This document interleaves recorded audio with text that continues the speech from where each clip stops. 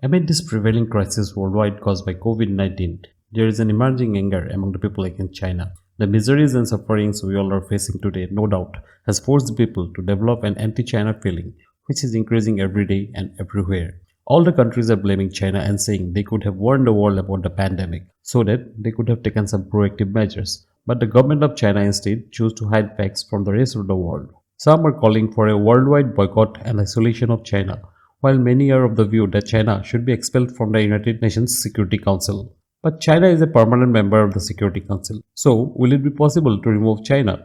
Or, in general, is there any provision to remove a member from the Security Council? Has anything such happened in the past? Welcome to another episode of FYKI. Today we will discuss how things works at the United Nations Security Council, including the veto power. The United Nations is an international organization founded in 1945. Presently, United Nations has 193 members, means 193 sovereign states. The mission and actions of the United Nations are guided by the purpose and principle of its founding charter. The year 2020 marks the 75th anniversary of the United Nations. Due to the powers vested in its charter and its unique international character, the United States can take action upon on issues confronting humanity in the 21st century, such as peace and security, climate change, sustainable developments, human rights, disarmaments, terrorism, humanitarian and health emergencies, gender equality, governance and food production, and many more. COVID-19 being a pandemic, can this point of humanitarian and health emergency can be used against China to expel them from the United Nations Security Council? The main organs of the United Nations are the General Assembly, the Security Council, Economic and Social Council, Trusteeship Council, International Court of Justice, and the Secretariat. There are also several specialized agencies of the UN like World Health Organization, UNESCO, UNICEF, IMF, International Labour Organization, World Bank, WTO, and many more.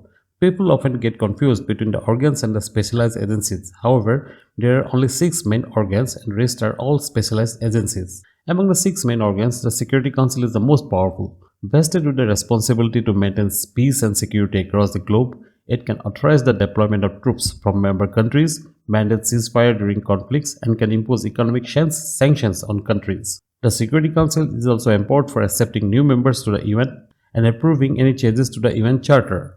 According to the Article 23 of the UN Charter, the Security Council shall consist of 15 members. The permanent members are being China, France, Russian Federation, United Kingdom of the Great Britain and the Northern Ireland, and the United States of America.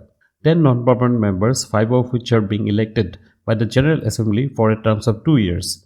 That means 5 members are elected every year and elected members have a tenure of 2 years. Earlier, there used to be only 11 members of the Security Council, 5 permanent members plus 6 non-permanent members. But in 1963, the General Assembly recommended an amendment to the UN Charter to increase the membership to the Security Council. The non-permanent members of the Security Councils are elected on the basis of 5 from the African and Asian states, 1 from the Eastern European state, 2 from the Latin American state, and 2 from the Western European and other states. Now, what is veto power? According to Article 27.2 of the UN Charter, decisions of the Security Council on procedural matters shall be made by an affirmative vote of 9 members. That means on procedural matters, if any 9 members out of the 15 members are in favor, then the motion will be passed. According to Article 27.3, decisions of the Security Council on all other matters shall be made by an affirmative vote of 9 members, including the concurring votes of the permanent members. This concept of the concurring votes of the permanent member is also known as the veto power, which means all the 5 members have to agree to pass a motion. If any of the permanent members vote in negative, then the motion shall not pass. For example, China was blocking UN votes to blacklist Pakistani militant leaders recently. It is worth mentioning here that the veto power of the permanent members is applicable only on non-procedural matters. In case of procedural matters, even if 1 or more permanent members do not vote in favor, still, if any 9 members out of the 15 votes in affirmative, the motion is passed. Now, the natural question that comes to our mind is that what are procedural matters and what are non-procedural matters? The categorization of procedural or non-procedural matters is very interesting and also very disputed at the same time. Non-procedural matters are those which are of considerable importance, like matter of legal principles, rules of rights, laws which define the rights and duties, crimes and punishment, matter of civil and criminal laws, civil responsibilities in civil law. The procedural matters comprises of methods and the means by which the substantive matters are made and administered. That is, those matters of rights and duties are enforced. It basically involves the rules and procedures for implementing the decision adopted by the substantive resolution. Only when you have adopted a non-procedural resolution for a particular agenda, then you can go for a procedural resolution. But here the interesting question is how to decide if a matter is procedural or non-procedural. It is found that the question itself is non-procedural in nature, and the P5 members can exercise their veto power to suit their interest. For example, China is obstructing the discussion on coronavirus in the Security Council, seeking full transparency. Here, China is exercising its veto power and stopping this matter and categorizing it as non-procedural. So, in such scenarios, is it really possible to remove China from the Security Council?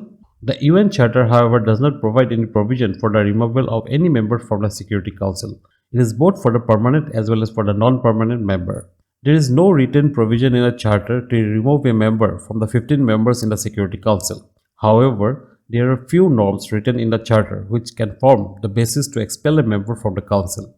Let us discuss two possible scenarios from the UN Charter in this regard. Scenario 1. One way is by making an amendment to the UN Charter under Chapter 16. This would require a vote of 2/3 members of the General Assembly.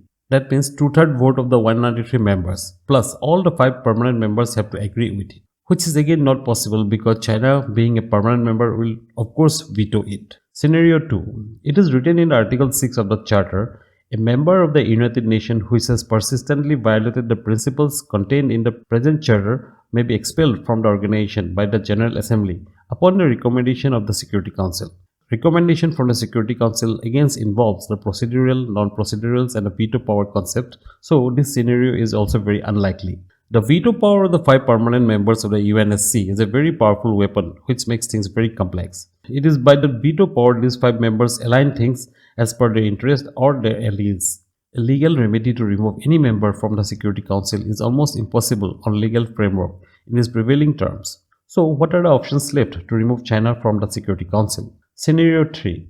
Out of 193 members of the UN, if all the 192 members come together and boycott China for its negligence and cunning motive behind the case of corona pandemic, then there might be a possibility. But now the question arises, will nations like Russia or Iran will favor it? China have a huge trade with a lot of countries. Will the countries which are heavily dependent on China favor it? This is again a very unlikely scenario. Scenario 4. If some more countries which opposes China become economically and militarily very powerful enough so that they come out with the justification which makes membership of China invalid.